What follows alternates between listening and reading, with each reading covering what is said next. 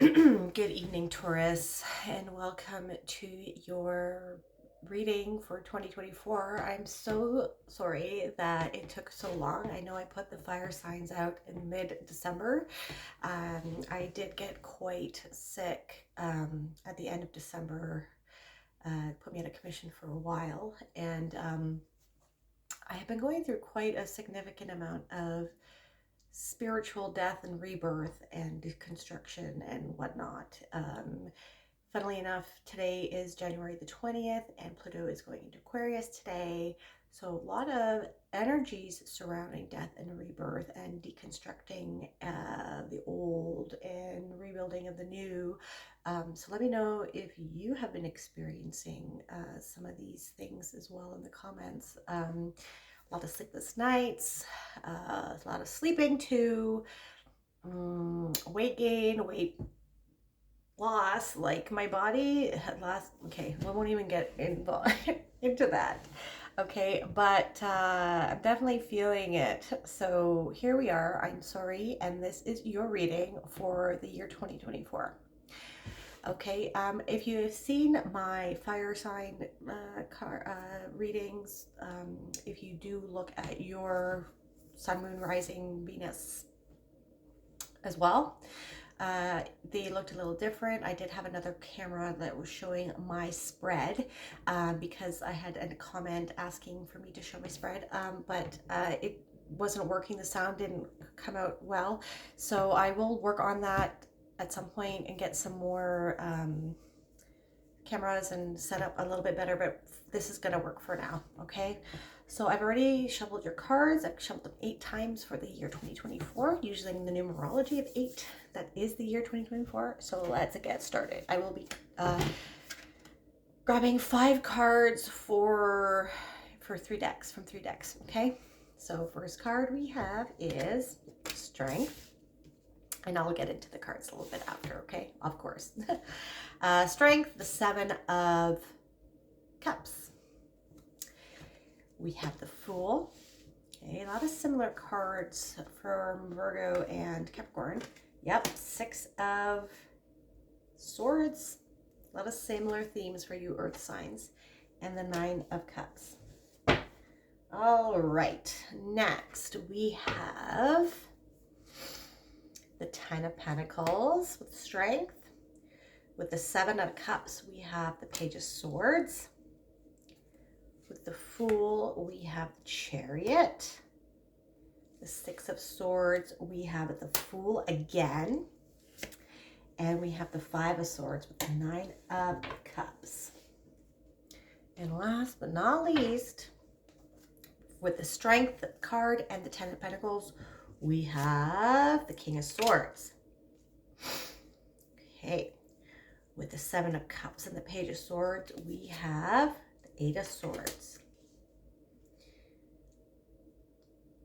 With the Fool and the Chariot, we have the 2 of Cups. With the 6 of Swords and the Fool, we have the 3 of Spears. And with the 9 of Cups, with the 5 of Swords, we have the Knight of Swords. A lot of sword cards. All right. Let's get going. Our first card that we have here is the Strength card. It's a good card. It's number 8 card, which is the year is 2024. 2 plus 0 plus 2 plus 4 is 8. So this is a great card, a great number that solidifies the potential to create more stability in your life for financial abundance and laying out your foundation for the rest of your life. Okay, there's also an 8 here with the infinity symbol.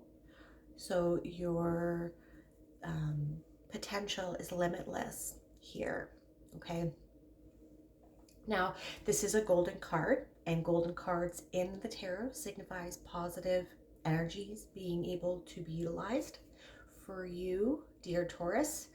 And we have 1, 2, 3, 4, 5 golden cards here in your reading. So that's amazing. So here we have You have strength with the Ten of Pentacles and the Knight of Swords. So I think here is that this year is going to be laying your foundation to build a everlasting legacy for your name and for your family. Okay, the Ten of Pentacles can signify intergenerational wealth. Okay, we do have economies around the world and the financial system and currency collapses coming soon within the next year or two. So that might be something to look at. Okay. There are a lot of options with regards to what kind of things you might want to invest in, and you want to make sure that you are doing your research. And this card signifies research. The Page of Swords signifies looking at information and doing your own research when it becomes with regards to your finances here. Okay. If you don't do your own research, then you are going to be feeling, you will be stuck, and you will, it'll be a self-imposed restriction, okay? Because this energy is here for you to work with, Taurus.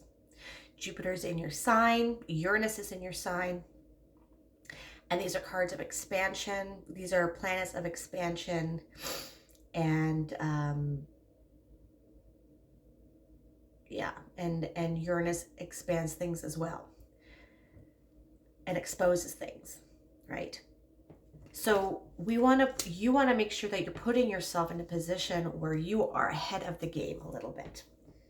Okay? There are a lot of options and a lot of distractions, so you want to make sure that you're focusing on the right things. Okay? So what is going on in the economy right now? The dollar is going to be losing its world reserve currency status. We have BRICS nations trying to establish trade in local currencies. We have cryptocurrencies and gold coming back into the play.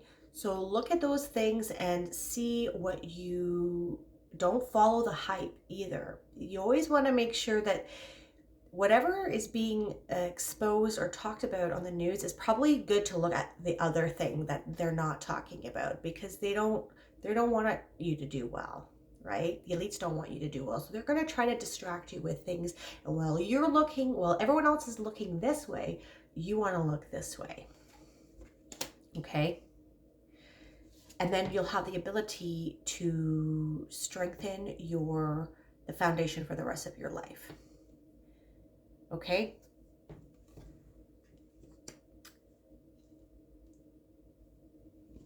A lot of people are going to think that you're being irrational or you're being too risky when you're doing this too.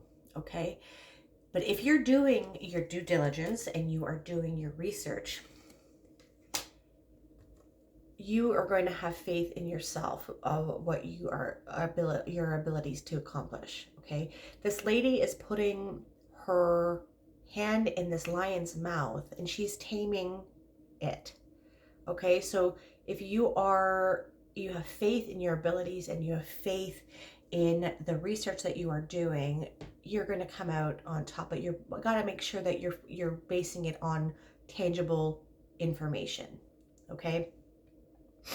This card can also signify taming your internal demons as well and doing your shadow work. This can coincide quite well with Pluto in Aquarius. Our shadow side is not to be forgotten, and it's not to be pushed aside or repressed or pressed down, because it's going to come up in a way that is not useful and conducive for your development and your ascension if you ignore it and try to push it down. We all have a shadow side, and it serves a purpose, and you want to be able to realize what it is and how to make it serve your highest good. Okay? Our emotions are there for a reason, and we are human on this earth, and we feel these for certain reasons. Okay? We need to keep it in balance. There's a saying that says, if you are harmless, no, it's a saying that says, like, if you need to be a monster, but a tamed monster. Okay, so you have the ability to do damage and to destroy, but you have done your work and you have learned to hone it, and you have the capability, if you need it, to become a destroyer, but you have it under control. Like, she has this lion under control. I know I screwed up that quote, but I think you know what I'm talking about, if you know what I mean. Okay. So don't gamble either on hype things that they're being portrayed in the media to invest in and whatnot, like Bitcoin. Like, I don't shoot the messenger, but I would steer clear of that, considering BlackRock is now controlling it and whatnot, with their ETFs and whatnot. So just be mindful of what they're advertising, and what they're pushing on in the news is probably something that isn't going to be for the people. Okay. The King of Swords is also a good card of advice, seeking advice. So if you know other people that are looking at other monetary areas, seek their advice as well. And this goes along with the Page of Swords too, is to do your own research. He thinks logically. You don't want to be emotional in these markets right now during these transitional times. Okay, don't buy the hype. Don't get emotionally charged and thinking that you're going to make millions off of these investments. Do your research, know where the monetary system is going, what use cases things are going to be serving. Okay? And use your head when making these decisions. You need to be cold, and you need to be decisive, and you need to be logical and rational. You don't want to be putting yourself into self-imposed restrictions. Now, moving on. There is, when you're utilizing this energy, we do have the Fool twice, okay? We have the Fool here at the top in the middle of your reading, and then we have this Fool. So the one here, this is from the original Rider-Waite deck. And he is just about to jump off the cliff. And here, this is the moment after. It's called the After Tarot. So this is 1 second after the original. Okay, so he has taken that leap of faith, and he is not even bothered. He's stopping to smell the rose that is there, and he trusts that the universe has its back. Okay, and yeah, so there's a new phase coming into your life, and we're surrounded by these golden cards that you have, and you're going to be needing to trust and work with the energies of the universe, because we have underneath the Fool, with this new energy coming in, when you're not being distracted, when you're focusing on building your wealth and building your stability in this 8-year, you are going to be leaving your old world behind. And this is also signified here and diagonal going up. So we have 2 cards here, along with the 2 Fools, of starting something new and leaving the old behind. Okay. So here we have the Chariot to start. He's leading with his heart. He's trusting the universe. Okay, you see here, and this is also our shadow and our light self that I have just spoken about as well. We are integrating both of them, and they are leading our way forward. The 2 Sphinxes do not have reins on them as well, and so he is co-creating, and he's being guided by his intuition and the universe, and trusting where the universe is going to be taking him. Okay. And he also has the scepter here, the wand of the magician. So he is co-creating with the universe. But you see, he is leaving the city of his old life behind. And he is going to new places that he has no idea where he's going. But he's trusting that he needs to go there, and he has the capabilities to succeed wherever he is going. He's learning as he goes as well. Okay? but he's leaving his the old world behind him. It is no longer used to him. And see here with the Six of Swords too, this mother and child, they are leaving their old life behind. They've left everything behind. They don't even have any of their belongings or any of their possessions. They have just left, and their old life was choppy waters. It was a lot of strife and hardships, and there's calm waters ahead. And this gentleman here, this is their guide, their spirit guides. So we are trusting the universe.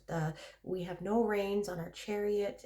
We are trusting where and using our hearts to guide us to where we need to go, using our intuition. Okay, this chariot is a card from Cancer. Cancerians are very intuitive. And our spirit guides are guiding us. The universe is guiding, well, you, Taurus. And the Two of Cups is, it can signify love, okay, two people coming from two different worlds, but it can also signify your higher self, okay. The lion that is usually above the two people here, with the caduceus in the middle, it signifies communicating with your higher self and being in alignment with your higher self. So if you're being pushed by your intuition to go down certain roads that are leading you to withdraw from your old life and take a new direction in your life, listen to it, okay? Because there are opportunities that are coming, and you have been perhaps waiting for them, okay? The signs are coming for you, excuse me. And this card is about expanding your horizons as well, and perhaps waiting for news from abroad. If this is love, it could be a long distance situation, perhaps, as well.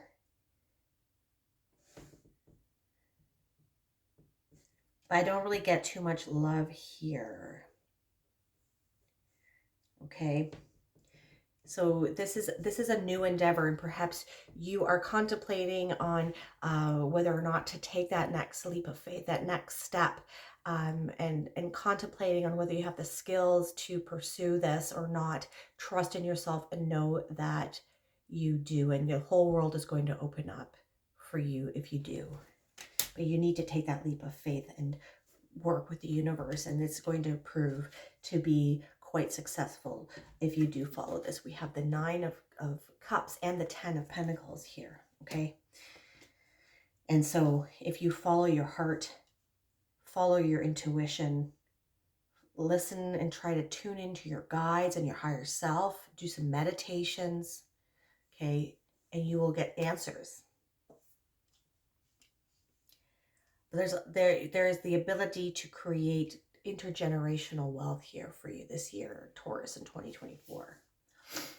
And to get there as well, you're trusting the universe, you're trusting yourself, and you're basking in the energy of what you want to be. If you want to be rich and you want to be healthy, you need to embody that energy now. Step into that energy. Not faking it till you make it, but you're manifesting it. You are believing it already, like it's already happened. Okay? You're basking in this energy here. Do your meditations, do your affirmations, and speak to the universe of what you want, but talk about it like it's already happened. I am wealthy. I am a doctor. I am a mother. I am a father. All the wealth, health, prosperity, money, luck, abundance, and fertility, magic, and power are coming to me now, and I have it. I'm a magnet for wealth. Things like this.